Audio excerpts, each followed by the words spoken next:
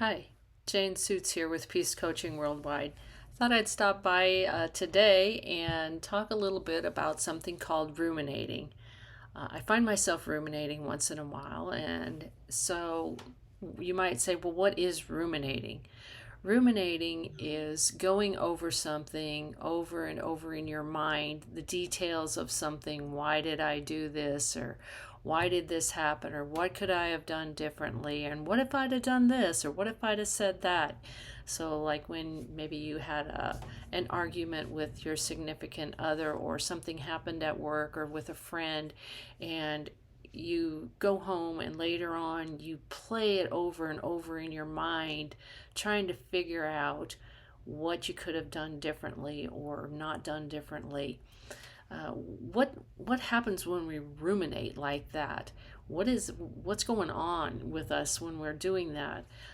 Part of that is a defense mechanism. Our brain is trying to figure out if we could have done something differently, if we did the right thing, if we could have made the situation turn out in a different way that we were more comfortable with, or something like that. So it's kind of a defense mechanism that we're trying to validate what we did. But when we do ruminate, what we are really doing is robbing ourselves of our peace.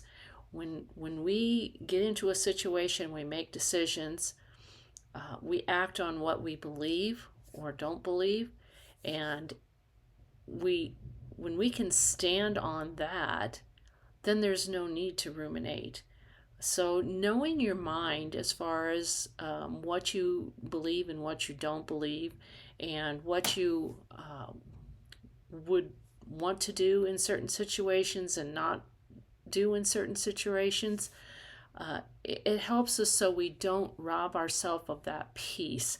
So knowing our mind is really important as far as that goes. So some ruminating I don't think is necessarily a bad thing, as far as trying to decide what we do and don't believe, and what we will and will not do in situations like that if they arise again. But if we play that scenario over and over and over and over, it can lead to being a little bit depressed about that, possibly, or being anxious about if it happens again. So I would encourage you to take some time if you get into a situation, and just stop and think about it and really consider what you do believe. And so if that situation arises again, then you have a feeling or a knowledge inside of yourself, an understanding of what you really do believe. And that will give you some peace of mind the next time a situation arises.